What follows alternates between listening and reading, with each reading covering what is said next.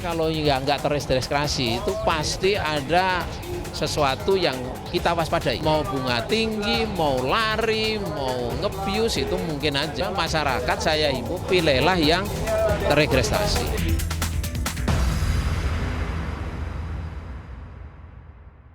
Pemirsa, selamat malam. Anda menyaksikan Prime Talk Tajam Mendalam bersama saya Rory Asyari. Pemirsa, hati-hati bagi Anda yang kerap meminjam uang melalui fasilitas pinjaman online atau fintech, peer-to-peer lending. Bisa jadi dikarenakan kemudahan dalam berhutang, Anda terjebak hutang dan gagal bayar. Ini banyak dialami oleh orang dan bahkan sebagian di antara mereka memilih cara mengakhiri hidupnya atau bunuh diri dikarenakan tidak kuat menanggung beban hutang dan juga intimidasi dari perusahaan peer-to-peer lending tersebut. Ini yang dialami oleh Z, seorang supir taksi di Jakarta berusia 35 tahun yang gantung diri dikarenakan beban hutang yang dia dapat atau dia miliki dari perusahaan pinjaman online. Nah, Z ini kemudian meninggalkan surat wasiat yang intinya adalah permintaan maaf kepada istri dan juga anak-anaknya. Boleh kita tampilkan grafiknya, teman-teman. Nah, dalam surat wasiat itu Z juga meminta OJK dan juga pihak berwajib untuk memberantas pinjaman online ilegal yang telah merugikan banyak orang dan dikatakannya telah membuat jebakan setan. Nah, Lembaga Bantuan Hukum Jakarta juga telah menerima laporan 1.330 laporan dalam periode 4 hingga 25 November 2018 dari nasabah utang online ini. Dan kami yakin masih banyak orang di luar sana yang belum melapor dan menjadi korban peer-to-peer lending ini. Nah, apa sebenarnya peer-to-peer lending? Mungkin kita bisa sedikit membahas terlebih dahulu atau pinjaman online ini. Kita akan ke slide selanjutnya, teman-teman. Ini merupakan fasilitas pinjaman dari sebuah perusahaan fintech peer-to-peer lending kepada individu dengan menggunakan platform online apps, dengan menggunakan aplikasi begitu. Syaratnya mudah dan juga cepat. Nah, menurut data OJK per 1 Februari 2019, Anda bisa lihat di sebelah kiri yang berwarna biru, fintech resmi terdaftar legal di OJK jumlahnya 99. Tapi hati-hati, fintech ilegal jumlahnya jauh lebih besar, 635. Ini yang sering memakan korban. Nah, fintech ilegal yang diblokir oleh Kemenkominfo di tahun 2018 mencapai 404. Anda harus waspada dikarenakan masih ada 635 fintech ilegal yang merugikan. Apa saja kerugian yang diterima oleh nasabah nanti akan kami jelaskan. Nah, kenapa pinjaman online ini kemudian diminati oleh masyarakat? Tentu saja dikarenakan syaratnya mudah. Anda hanya perlu men-scan KTP misalnya, mengisi data diri dan juga ada scanning wajah melalui conference call. Tenornya pun misalnya bisa diatur selama 1 minggu, 2 minggu. Pinjamannya pun juga kadang-kadang kita meremehkan dikarenakan kecil, 1 sampai dengan 4 juta begitu. Akhirnya banyak orang yang terjebak melakukan pinjaman ke 15 sampai dengan 20 pinjaman online secara bersamaan. Nah, pinjaman online juga bak jamur di musim hujan. Kalau misalnya kita lihat datanya, perkembangannya luar biasa, pemirsa. Dalam kurun waktu kurang dari 1 tahun, ini data dari OJK di Januari 2018, 330,1 ribu jumlah peminjam atau borrower. Di bulan Desember 2018, jumlah orang yang meminjam melalui fasilitas pinjaman online menjadi 2,81 juta orang. Jumlah pinjamannya juga meningkat drastis luar biasa di tahun 2018. Januari 2018 3,5 triliun rupiah, Desember 2018 menjadi 15,9 triliun rupiah. Anda bisa bayangkan betapa besar uang transaksi hasil pinjam-meminjam secara online ini. Nah, ada sejumlah hal yang merugikan nasabah atau konsumen yang dikarenakan mereka bisa karena gagal bayar atau terlambat bayar. Kita bisa lihat bersama-sama. Salah satunya adalah bunga yang sangat tinggi, bahkan dikatakan sampai dengan 40%. Mereka yang telat bayar per harinya dikenakan beban bunga sampai dengan belasan persen per hari. Ini yang membuat akhirnya banyak nasabah yang gagal bayar. Kemudian penagihan tidak hanya kepada nasabah namun juga kepada keluarga, rekan kerja, bahkan atasan. Akhirnya banyak juga yang dipecat dikarenakan atasan tiba-tiba menerima tagihan dan dia mengatakan bahwa kenapa nama saya juga masuk begitu kepada si nasabah? Apakah kamu menggunakan nama saya sebagai penjamin? Itulah pertanyaan atasan kepada bawahan. Kemudian ancaman fitnah, penipuan dan juga pelecehan seksual, penyebaran foto dan informasi pinjaman ke kontak peminjam intinya adalah untuk membuat malu. Kemudian aplikasi hilang saat bayaran jatuh tempo. sudah bayar pinjaman namun pinjaman tidak terhapus dengan alasan tidak tercatat sistem. Ada juga data KTP dipakai oleh aplikasi pinjaman online untuk mengajukan pinjaman di aplikasi lain. Ini luar biasa pelanggarannya. Kemudian virtual account, pengembalian uang salah sehingga bunga terus berkembang dan penagihan intimidatif terus dilakukan oleh debt collector.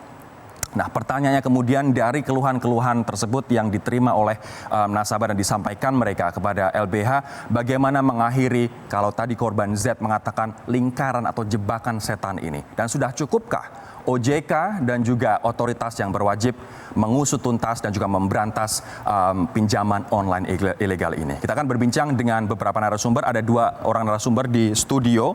Yang pertama adalah Mas Kuseriansyah, Ketua Harian Asosiasi Fintech Indonesia. Mas, selamat malam. Ada juga Mbak Dian, bukan nama sebenarnya. Ini merupakan korban dari pinjaman online. Mbak Dian, terima kasih telah bergabung bersama dengan kami. Saya juga akan menyapa Pak Tongam L. Tobing, Ketua Satgas Waspada Investasi OJK, yang hari ini live dari studio BEI, Bursa Efek Indonesia di Jakarta. Pak Tongam, selamat malam, Pak. Selamat malam. Ya, nanti pemirsa kita juga akan bergabung dengan Bang Nelson Diko Demusimamora dari LBH Jakarta. Mungkin saya akan ke Mas Kus terlebih dahulu. Mas Kus, ini keluhan terbanyak diterima oleh LBH Jakarta dari para nasabah adalah bunga yang teramat tinggi. Bahkan ada yang mengatakan bunga 40%, terlambat bayar dendanya bisa sampai belasan persen per hari. Mungkin bisa jelaskan kenapa bunga begitu tinggi, Mas? Ya. Jadi sebenarnya di fintech pendanaan online, ini kita sebenarnya ada beberapa kategori, Mas Rory. Ada kategori pinjaman konsumtif, cash loan, dan ada juga yang produktif. Kalau pinjaman yang produktif, sebenarnya kita bunganya itu variasi 16-30% per tahun. 16-30% per tahun. Tapi kita juga ada pinjaman cash loan atau PD, itu adalah harian. Itu untuk kebutuhan darurat begitu? Itu untuk kebutuhan darurat. Jadi ini biasanya tenornya 7, 14, maksimum 30 hari. Nah, ini kita kenakan di asosiasi, kita komit maksimum 0,8% per hari. Per hari. Dan kita batasi jika terjadi pembayaran, jika terjadi permasalahan terkait pembayaran, maksimum yang dibayarkan oleh borrower itu 100% dari pokok. Jadi misalnya kalau saya pinjam 1 juta, saya gagal bayar, berapa yang harus maksimum saya bayar? 2 juta. Maksimum 2 juta. Maksimum 2 juta yang terlambat bunganya berapa, Mas? Kalau terlambat variasi ya, berbagai macam platform. Tapi kita menetapkan maksimum 100% itu merupakan salah satu best practice. Ya, itu coba dilihat, mungkin ini adalah itikat dan responsible dari fintech terkait ini. Kita aja membatasi cap-nya hanya 100% dari pokok. Ini untuk yang dana darurat tadi ya? Terus 0,8 ini juga sebenarnya dia total cost yang apakah ini semua sudah disepakati oleh 99 perusahaan fintech yang terdaftar di OJK, atau jangan-jangan ya ini kebijakan dari perusahaan A, B, dan C saja, sementara yang lain mereka gerak sendiri-sendiri? Asosiasi punya code of conduct. Jadi setiap anggota kita itu harus menandatangani code of conduct. Salah satu konten dari code of conduct itu adalah komitmen tentang maksimum pengenaan biaya ya. Itu 0,8% per hari. Biaya ini maksudnya Pak, di situ termasuk margin, di situ juga termasuk cover biaya-biaya dari platform. Itu 0,8. Baik. Mungkin saya sekarang akan ke Mbak Dian. Mbak Dian, awalnya Anda ikut pinjaman online ini, kemudian mendapat masalah, tuh ceritanya gimana awalnya? Kira-kira tahun lalu itu saya kebetulan lagi butuh dana untuk mau bayar sekolah anak. Dan itu kebetulan di tanggal memang menjelang tengah bulan ya, maksudnya di saat memang lagi cekaknya begitu ya. Saya coba salah satu fintech, memang gampang sekali dalam pengertian kita hanya butuh memasukkan data, memberikan foto KTP, kemudian juga foto diri sambil memegang KTP, dan satu tambahan lagi itu kalau nggak salah surat semacam surat referensi dari perusahaan. Nah, pada saat kita meminjam itu memang ada permintaan untuk memberikan izin mereka untuk mengakses data di sini, antara lain adalah kontak di handphone dan mengakses foto. Jika kita tidak berikan akses itu, kita pinjamannya tidak akan bisa dilakukan. Oke, nggak akan cair begitu ya? Tidak akan bisa dilakukan, tidak akan bisa berlanjut maksudnya. Berapa yang Anda pinjam waktu itu? Waktu itu saya pinjamnya 1,2. 1,2 juta? 1,2 juta, yang cair itu 1.080.000. Berarti ada potongan? Ada potongan di awal. Untuk apa potongan itu, Mbak? Kebanyakan dia bilangnya untuk administrasi. Oke, Iya. Terus apa yang terjadi dengan 1,2? Pada saat tanggal jatuh tempo, saya dihubungi oleh pihak fintech yang tempat saya pinjam untuk biasa menagih. Saya sudah bilang bahwa saya akan membayar tanggal sekian, menunggu menunggu gajian Berarti masuk. sekitar seminggu lagi. Iya, sekitar seminggu sampai 10 hari lah waktu itu. Saya udah bilang, dan saya bilang saya pasti bayar di tanggal itu. 3 hari itu tidak ada sama sekali telepon lagi karena saya berpikir mereka sudah menerima, maksudnya alasan kita. Nah, di hari keempat malamnya itu Hari keempat setelah setelah tidak ada telepon 3 hari yang sunyi itu, di hari keempat itu tiba-tiba malamnya itu semacam ada SMS bom ke beberapa orang ya. Diblast dengan menyebutkan secara lengkap nama kita, kemudian juga jumlah hutang kita, terus kemudian menyatakan bahwa di sana orang yang menerima SMS itu adalah kontak person kita. Siapa yang menerima kontak person itu? Waktu itu yang terima selain keluarga, suami juga saya terima, kemudian juga beberapa teman dan juga termasuk rekan kerja di kantor dan atasan. Bos Anda juga terima? Iya. Isinya apa sih SMS itu, Mbak? Ya kurang lebih menyatakan bahwa nama Dian telah meminjam jumlah tunggakan segini, harap dibayarkan. Itu berulang-ulang SMS-nya diterima oleh orang-orang tersebut. Berarti orang-orang ini berulang-ulang menerima SMS seperti itu. Nanti saya akan tanya bagaimana imbasnya dari atasan bahkan rekan-rekan kerja menerima SMS yang tujuannya pasti juga mempermalukan Anda. Saya akan nanti tanyakan, tapi saya akan ke Pak Tongam terlebih dahulu dari OJK. Pak Tongam, ini sebenarnya apa yang sudah dan akan dilakukan oleh OJK, Pak, untuk agar praktik-praktik intimidatif dan juga membuat malu bagi mereka yang ini masalah Mbak Dian adalah dia tidak bisa bayar tepat waktu hanya sekali ya Mbak. Baru sekali ini dan sudah diteror dengan menyebarkan data dirinya dan juga kerahasiaannya kepada orang-orang terdekat termasuk atasan dan juga rekan kerja. Apa yang akan dilakukan OJK Pak terkait hal ini? Ya, pertama-tama ingin kami sampaikan bahwa kita harus membedakan fintech lending ini dalam 2 hal. Yang pertama adalah fintech lending yang legal atau terdaftar di OJK, dan yang kedua adalah fintech yang ilegal yang tidak terdaftar di OJK. Nah, dalam menyikapi ini kita dudukan pada proporsi yang sebenarnya. Fintech yang terdaftar di OJK berada pada pengawasan OJK. Tentu segala tindakan yang dilakukan oleh fintech yang terdaftar ini diawasi oleh OJK dan juga dilakukan pembinaan oleh asosiasi. Oleh karena itu, fintech-fintech yang legal ini, kalau mereka melakukan pelanggaran-pelanggaran ketentuan, tentu ada sanksi-sanksi yang dilakukan oleh OJK tentunya. Nah, oleh karena itulah. Mohon maaf saya potong Pak Tongam, sayangnya ada Pak. Sayang sekali ada. Ini laporan dari LBH Jakarta dari 89 perusahaan yang dilaporkan di bulan November lalu, 25 diantaranya adalah fintech yang terdaftar di bawah OJK. Apa yang akan OJK lakukan? Jangan-jangan belum ngapa-ngapain nih? Ya, memang tidak menutup kemungkinan bahwa pelanggaran-pelanggaran itu kemungkinan dilakukan oleh fintech yang terdaftar di OJK. Dalam hal ini, fintech-fintech ini mendapatkan pembinaan dari OJK. Sanksi-sanksi administratif ada di peraturan yang ada di OJK sampai kepada pencabutan izin usaha. Nah, fakta yang terjadi saat ini adalah data-data yang dari LBH tidak secara utuh didapatkan oleh kami untuk bisa ditindaklanjuti ke pembinaan. Tetapi kami juga dari OJK sendiri pengawasannya itu melakukan pengawasan secara mendalam terhadap para fintech-fintech terdaftar yang melakukan kegiatan di luar peraturan perundang-undangan ini. Jadi OJK membuat mohon maaf Pak Tongam saya potong. Ini menurut informasi dari Maskus adalah baru 1 perusahaan yang mendapatkan izin dari 99 perusahaan yang terdaftar di OJK. Seberapa sulit atau seberapa mudah sebenarnya bagi perusahaan fintech untuk terdaftar di OJK, Pak? Ya, jadi perlu kami sampaikan bahwa pada saat fintech ini mendaftar di OJK akan mendapatkan tanda pendaftaran dulu. setelah setahun beroperasi, setelah memenuhi ketentuan-ketentuan kriteria untuk menjadi mendapatkan izin, baru dia akan berizin. Ada koridor-koridor atau kriteria-kriteria yang harus dipenuhi oleh fintech untuk terdaftar di OJK.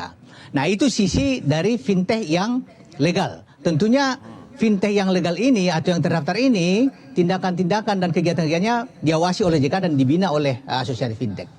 Nah, kita bicara pada fintech yang kedua, yang sangat jauh berbeda dengan fintech yang terdaftar di OJK, yaitu fintech yang ilegal.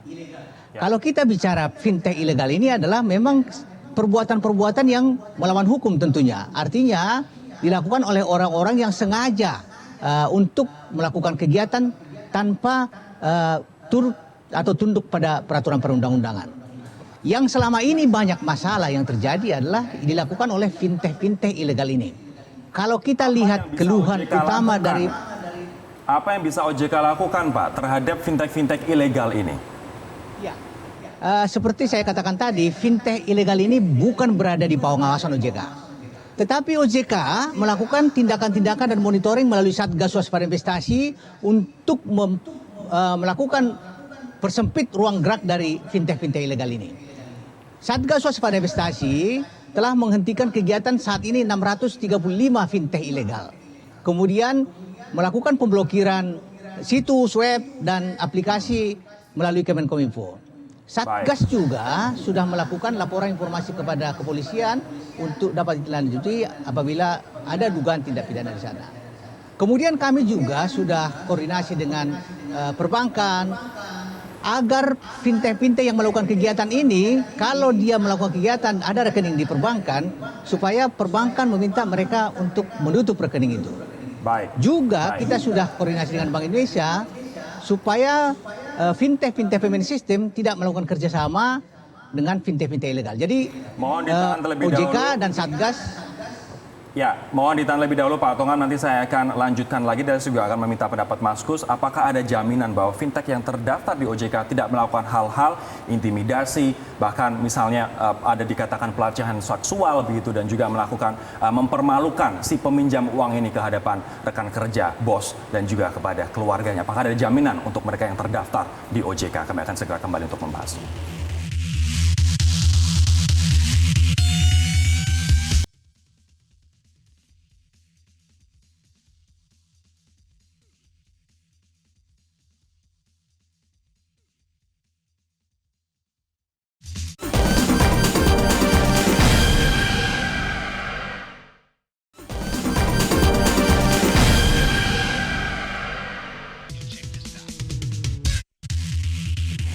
Kita juga sudah kedatangan Bang Nelson Nicodemus Simamora dari LBH Jakarta. Bang Nelson, selamat malam. Terima kasih sudah datang.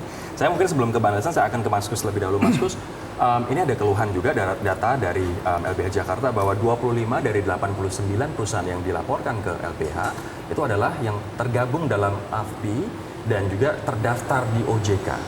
Kenapa bisa terjadi, Mas?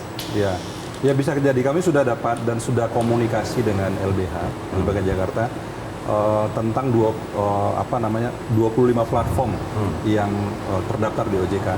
Tapi kami juga belum bisa memverifikasi dan memfollow up lebih jauh karena LBH juga belum kasih detailnya. Nah, ini juga sebenarnya kami sangat sayangkan, kami sangat spirit dari asosiasi sebenarnya ingin menyelesaikan masalah ini dan mendapat insight untuk pelajaran ke depan.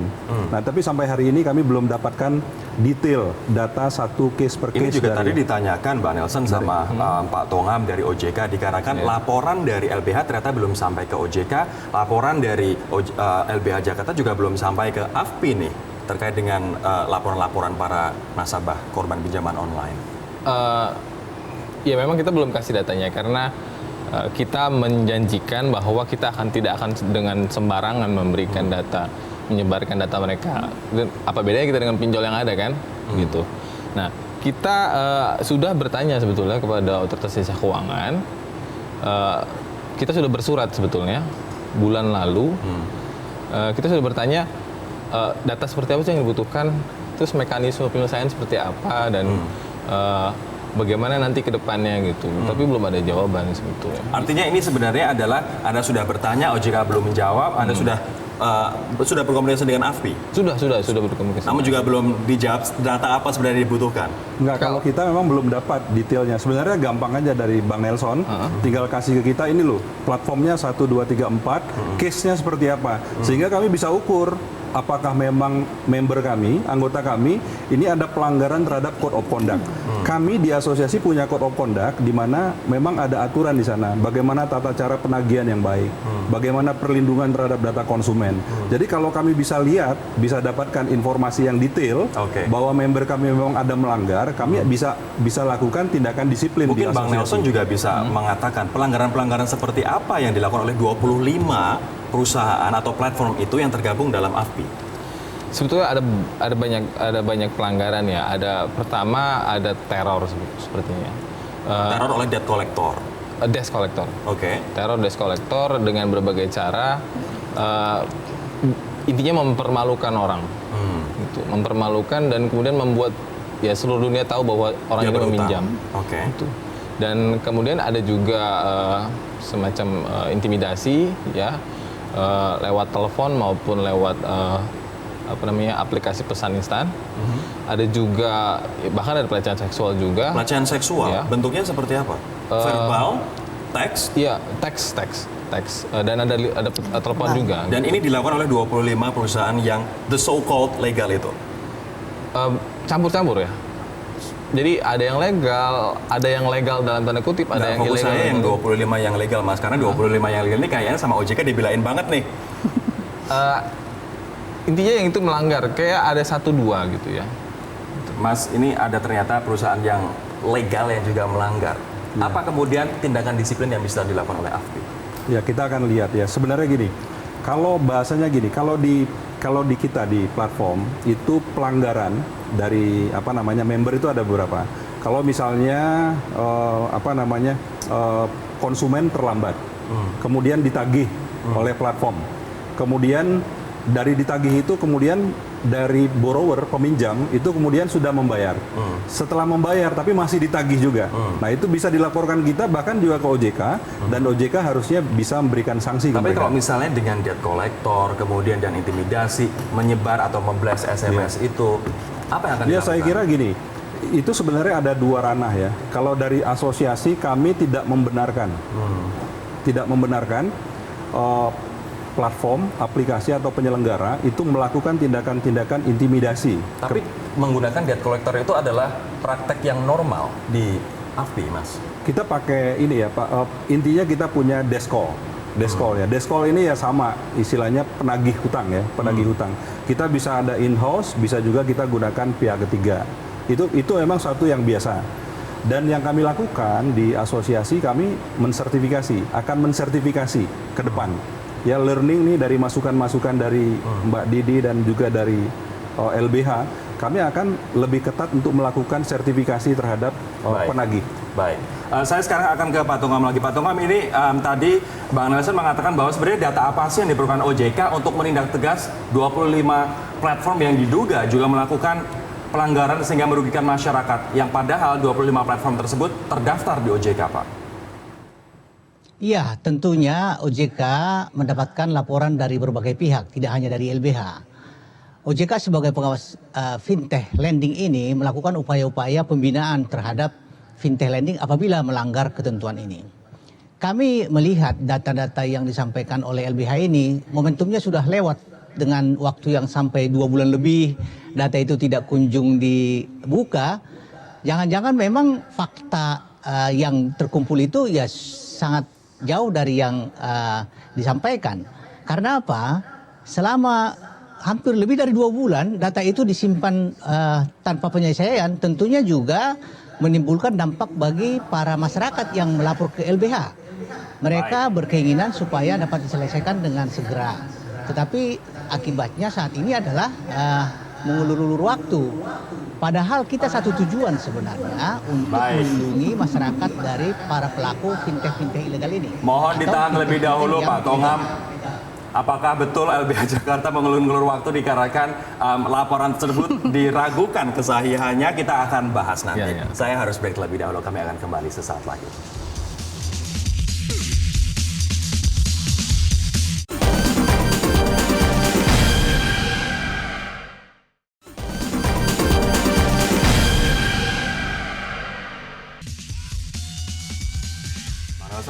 pertanyaan Pak Tongam, kenapa setelah menerima data dan juga keluhan tidak langsung lapor ke OJK sehingga OJK bisa menindaklanjuti terutama kepada 25 platform yang legal?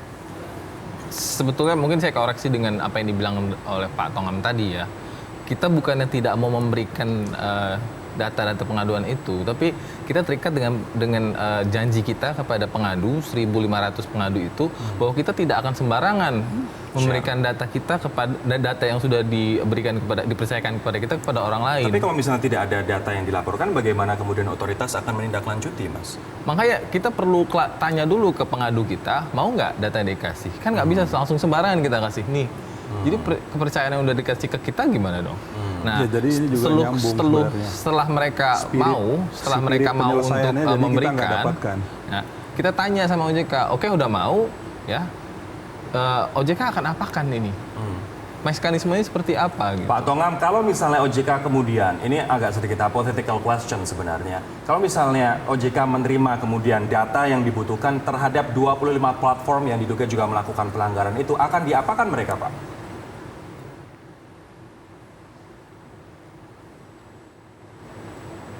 Oh, saya Pak. Jadi sekarang kan fakta yang ada itu kita tidak menerima data itu. Munculkan dulu datanya karena OJK mempunyai standar baku terhadap pengawasan fintech yang terdaftar ini. Kemudian Pak, kalau misalnya itu data disetor ke OJK, 25 platform yang legal ini akan diapakan? Kita tidak berandai-andai Pak. Jadi sebaiknya LBH menyampaikan saja data itu dan otoritas jasa keuangan tentu akan melakukan tindakan-tindakan yang diperlukan apabila fakta dan bukti ada yang disampaikan sesuai dengan keadaan yang sebenarnya. Jadi kita tidak berandai-andai, tapi yakinlah dengan pengawasan fintech yang dilakukan OJK dan pembinaan yang dilakukan oleh asosiasi, kami yakin ini bisa diselesaikan kalau fintech itu adalah fintech yang legal. Mas Gus. Ya kami sangat ini ya, justru sebenarnya kalau kita tahu tujuannya sih bisa ada dua, bahkan di klaster saja masalahnya apa, itu juga kita akan follow up. Baik. Karena itu spirit kita adalah koreksi, spirit kita adalah perbaikan, dan juga di asosiasi juga bisa kita terapkan juga sanksi kepada anggota tersebut. kita. Saya Ya. akan ke Mbak Dian. Mbak Dian, ini sedikit menyambung tadi yang kita obrolkan. Sorry saya agak mundur sebentar. Ketika kemudian atasan Anda mengetahui dan juga menerima SMS itu yang mempermalukan Anda, apa yang dia lakukan? Yang pasti saya dipanggil, besoknya saya dipanggil berturut-turut, ditanyakan, saya coba jelaskan fintech itu apa, karena tidak semua orang waktu itu sudah mengetahui fintech itu apa.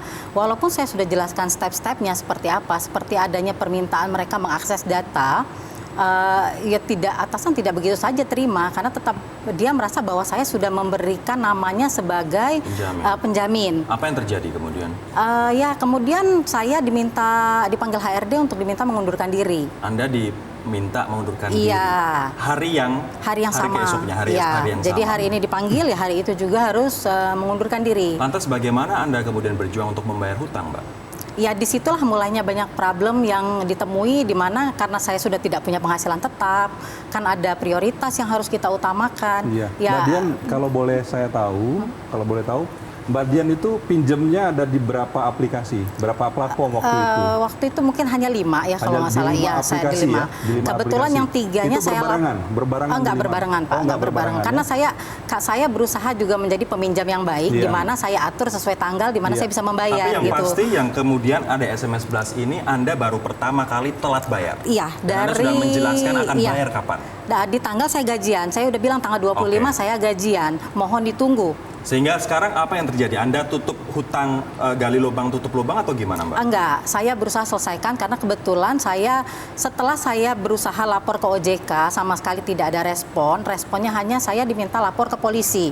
Setelah lapor ke polisi, saya diminta lapor ke Waspada Investasi. Ini Anda melaporkan perusahaan ilegal atau legal yang terdaftar Saat di OJK? itu posisinya ilegal, tapi jujur saya waktu itu tidak tahu antara ilegal dan legal. Saya hanya orang awam yang ini ada peminjam yang muda. OJK gimana? Hanya meminta saya melaporkan kepada polisi dan mengirim email ke Waspada Investasi.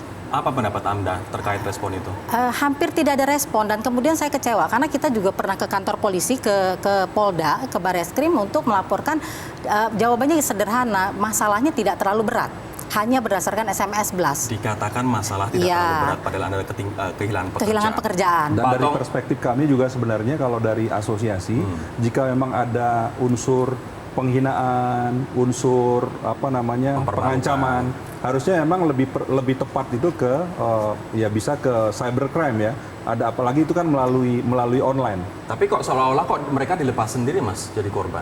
Ya sebenarnya kita bisa melalui asosiasi pun, dan kita juga bisa komunikasikan sebenarnya ke Pak, cybercrime. asosiasi ini baru ada saat ini, Pak. Iya, Ya, iya. sementara kita proses Baru. ini udah dari tahun lalu Iya, gitu iya. loh. Kita sudah berjuang 2 kali ke Polda itu, kita nyaris diabaikan semua laporan kita, tidak ada yang ditindaklanjutin. Satu pun tidak ada. Nggak ada sampai sekarang. Sampai Korban juga udah sekarang, minta ya. Korban udah minta kepada Polda perkembangan kasusnya seperti apa. Oke. Nggak ada jawaban. Mbak, saya ingin Anda bertanya kepada Pak Tongam, apa yang ingin Anda tanyakan?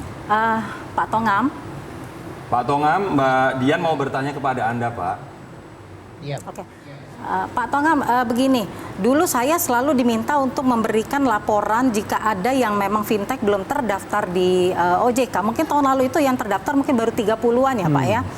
Memberikan data kemudian masalahnya apa dengan fintech-fintech ilegal itu. Dan saya itu kayaknya hampir setiap minggu kalau tidak ada respon saya kirim email terus-menerus. Begitu juga dengan teman-teman karena banyaknya kasus ini kita punya WA group itu sangat banyak, WhatsApp group. Dan semua kita arahkan untuk mengirimkan email ke waspadainvestasi@ojk.go.id. Cuma nyatanya sampai sekarang tidak ada satupun yang kita lihat ada tindakan lebih lanjut selain tadi penutupan yang 600-an fintech itu. Cuma sayangnya kalau kita cek lagi di Play Store, Pak, itu fintech-fintech itu tumbuh lagi dengan nama baru. Baik. Jadi ini masalah baru menurut Pak saya. Tongam, ada 2 hal, fintech yang ditutup tapi tumbuh dengan nama baru, dan juga laporan Mbak Dian yang nampaknya kok fall into deaf ears. Nggak ada yang nanggepin gitu dari OJK, Pak. Satu lagi tambahannya Mas kalau boleh, sorry. Sebentar, biar jawab dulu Mbak, Oke. nanti daripada Nggak ada terlalu banyak. kaitannya. Silakan Pak. Ya, terima kasih Mbak Dian. Jadi kami juga menerima banyak aduan dari masyarakat, terutama yang dilakukan oleh fintech-fintech ilegal ini. Tindak lanjut dari OJK melalui Satgas Waspada Investasi adalah penutupan, penghentian kegiatan fintech-fintech ini. Seperti kita ketahui saat ini sudah 635 fintech ilegal yang dihentikan kegiatannya.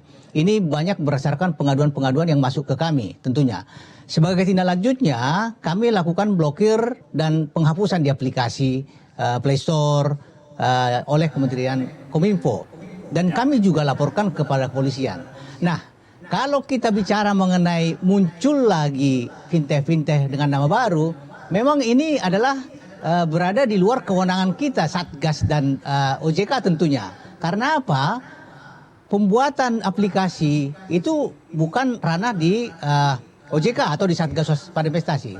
Tapi kami sudah koordinasi dengan Google untuk mendeteksi secara dini agar para pelaku ini tidak melakukan pembuatan aplikasi atau situs baru. Pak Bahkan Tongam, Google bagaimana- sendiri mengatakan, Ya, Ya, Pak.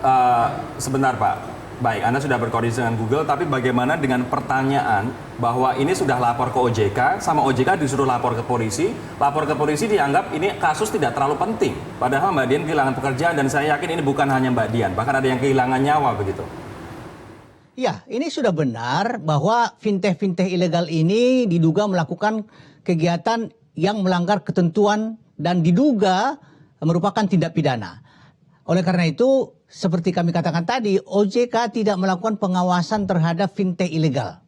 Fintech ilegal itu adalah urusannya Satgas dalam rangka blokir dan urusan penegak hukum untuk proses penegakan hukum sehingga memberikan efek jerah kepada mereka. Saran dari OJK sudah tepat agar dilaporkan ke kepolisian. Dan di kepolisian itu, Pak kami Tongam. sangat yakin bahwa Saya harus kepolisian jeda terlebih dahulu. Saya harus jeda terlebih dahulu Pak Tongam. Nanti saya juga akan tanyakan Mbak Dian, adakah pengalaman dia sebenarnya yang pengalaman buruk terhadap fintech yang terdaftar dan legal? Nanti saya akan tanyakan, dikarenakan dari tadi Pak Tongam seolah-olah mengatakan kalau ilegal bukan wewenang OJK, kalau legal wewenang OJK. Nah, apakah Anda pernah mengalami hal yang tidak menyenangkan dari yang legal? Kami akan kembali sesaat lagi.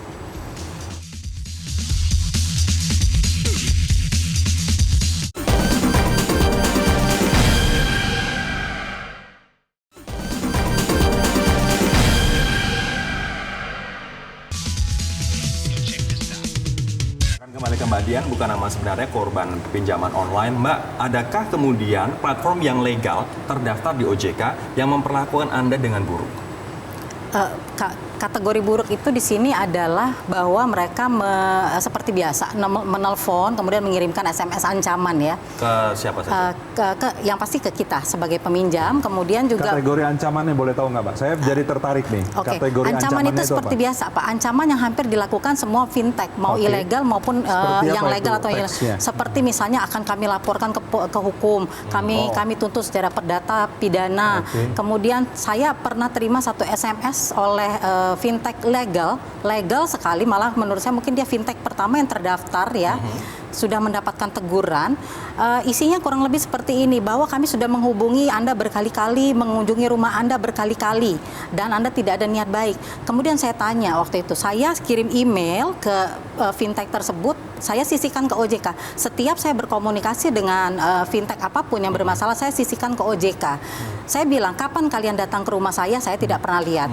Boleh saya tahu datanya, jam berapa datangnya, dan kapan saja, sehingga saya bisa cek. Itu, sorry, sama posisi orang Anda sekitar. terlambat berapa hari bayar? 2 minggu. Dua Itu setelah minggu. saya berhenti dari pekerjaan. Jadi oke. semua tiba-tiba terhenti. Saya waktu itu cuma minta tagihan saya dikembalikan ke tagihan awal, bukan tidak mau bayar. Saya Oke. bilang, kembalikan ke tagihan awal karena kemampuan saya membayar sudah tidak seperti dulu. Bunganya per hari berapa? Per hari, saya lupa waktu itu, kurang lebih 1% kalau Itu nggak Anda salah. pinjam berapa banyak? 1,5. 1,5 Iya, juta. 1,5. Saya hanya minta itu, kemudian saya melakukan pengecekan alamat kantor. Karena saya mau, dengan maksud saya ingin nego secara langsung untuk minta keringanan itu. Ternyata alamat kantor yang ada di Play Store atau di website mereka, itu hanya kantor virtual office di mana hanya disewa, tapi tidak pernah ditempati. Mas Gus, tanggapannya Mas, ini terdaftar dan dikatakan salah satu yang pertama, fintech pertama. Ya kalau saya kira sih ini ya, kami prinsipnya sih ingin lihat case-nya ya. Lihat case-nya, kalau ada cara-cara yang tidak manusiawi, cara-cara yang tidak punya tata krama, itu kita juga, asosiasi juga menentang itu. Kami juga menentang itu. Kalau ada, kami sih boleh juga nanti Mbak Dian. Pak, case itu udah kebetulan karena saya udah selesaikan. Itu sudah ya? Tapi yang pasti saya kirimkan data, screenshot segala macamnya ke OJK. Ke OJK. Setiap kali saya bermasalah saya pasti akan kirim OJK. Iya. Karena saya berharap OJK menanggapi. Iya. Walaupun ditanggapi sama si fintech, tapi tanggapannya lebih pada pembelaan diri. Iya. Bahwa itu hanya memang kantor untuk ketemu, jadi mesti janjian dulu. Kan menurut saya hal yang aneh ya, kita datang ke Iya. satu kantor, kita mesti janjian. Oke, saya datanya ke OJK, kantor yang benernya ada di mana? Saya kemudian diberikan alamat lagi yang baru. Iya. Saya datengin lagi, kosong juga. Ternyata kantor yang belum jadi. Iya, ya Sampai- sebenarnya kadang-kadang kan gini, kadang-kadang mungkin saya juga pernah dapat pengaduan, komplain katanya, diancam. Setelah kita buka, apa sih kategori diancam itu? Kategorinya katanya, kalau seandainya tidak melakukan pembayaran, nanti kami akan turunkan tenaga kolektor lapangan. Ya sebenarnya itu patut aja, itu common di semua industri keuangan, ya kan? Jadi itu sebenarnya kalau menurut kami, kategorinya itu bukan ancaman. Nah, itu Masalahnya tapi kolektor kami biasanya intimidatif, Mas. tapi kami lebih sebenarnya ingin lebih dapat case-nya, dan saya nanti juga Mbak Dian sampaikan data platformnya ke saya. Kami akan follow up karena spirit kami adalah memang ingin menjaga industri ini. Industri ini potensinya besar sekali dan ingin punya value buat masyarakat Indonesia, dan kami ingin jaga juga kesehatannya. Baik.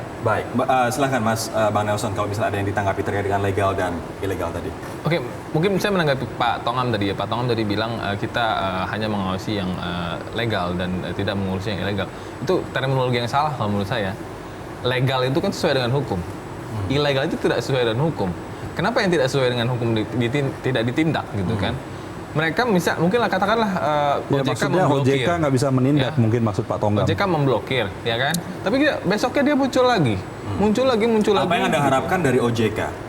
Gini, OJK, kalau saya menilainya gini ya, OJK jangan menyangkal atas tanggung jawabnya.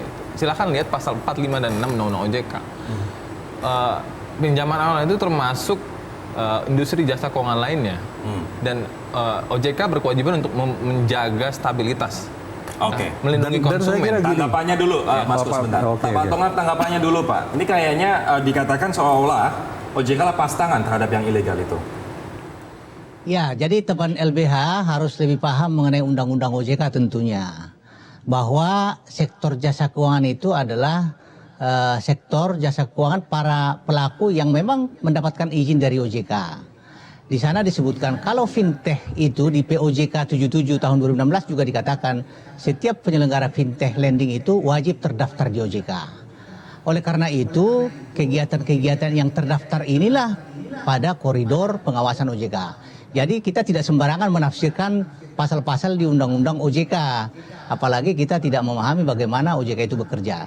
Contohnya yang paling nyata, contohnya Pak, contoh paling nyata.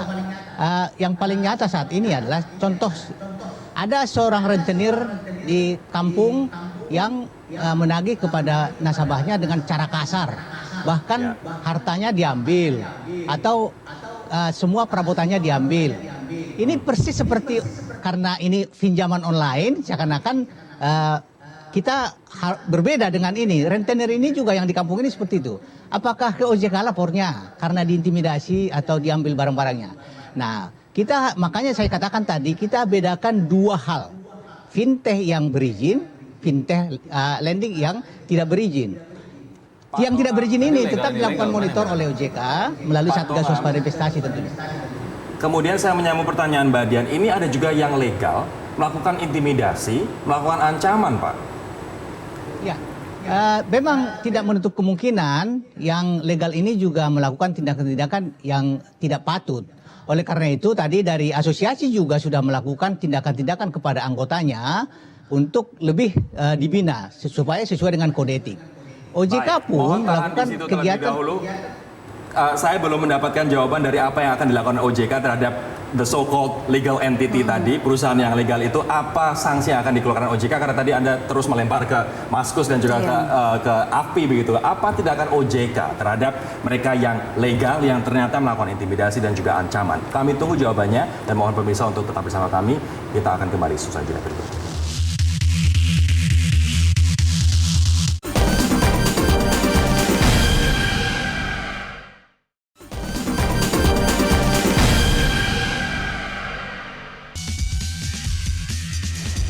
Saya belum mendapatkan jawaban dari Pak Tonga. Pak Tonga, lantas apa yang akan dilakukan OJK? Ini bukan asosiasi, bukan AFPI, tapi OJK, Pak. Terhadap entitas atau platform yang legal yang ternyata sangat merugikan konsumen.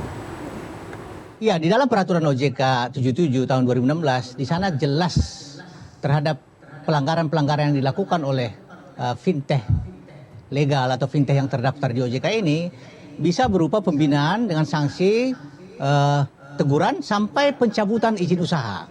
Oleh karena itu, saat ini dengan pengawasan yang ada di OJK, tentunya para pelaku-pelaku fintech yang terdaftar di OJK ini diawasi dengan sangat ketat. Apabila ada laporan pelaksanaan kegiatan-kegiatan yang tidak sesuai dengan peraturan perundang-undangan, tentunya kami dengan senang hati menerima pengaduan dari masyarakat. Baik, Pak Tongam L. Tobing, Ketua Satgas Waspada Investasi OJK, terima kasih Pak telah bergabung bersama kami. Mbak Dian, terakhir, apa harapan Anda pasca apa yang Anda alami, dipecat dari pekerjaan dan sekarang kesulitan untuk menutup hutang-hutang itu? Yang pasti saya sendiri tidak ingin bilang bahwa fintech itu harus ditutup ya semuanya. Fintech itu pada saat tertentu sangat membantu, tapi minta dengan sangat pihak-pihak terkait terutama OJK dan AFPI betul-betul melakukan tugasnya.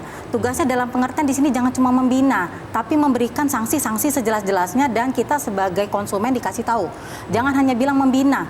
Karena sampai hari ini pun saya masih menerima yang namanya WhatsApp dalam bentuk mempermalukan dari orang lain, pinjaman dari yang namanya fintech terdaftar. Baik. Jadi mohon dengan sangat OJK jangan terus-terusan bilang akan kita fintechnya sudah maju 3 langkah di depan dia, tapi yang melakukan pengawasan malah mundur. Mohon maaf waktu kita sudah habis teman-teman, tapi ini adalah harapan dari seorang korban intimidasi dan juga ancaman yang melakukan pinjaman di platform pinjaman online. Semoga AFPI juga menindak kami ikut prihatin dan juga menindak tegas bagi kami akan tindak tegas. Terima kasih teman-teman atas waktunya. Pak Tongam juga terima kasih. Pemirsa terima kasih telah bergabung bersama kami di Prime Talk. Semoga bermanfaat untuk Anda dan akan lebih hati-hati untuk melakukan pinjaman online ini. Saya Rory Asyari undur diri mewakili teman-teman yang bertugas. Sampai jumpa.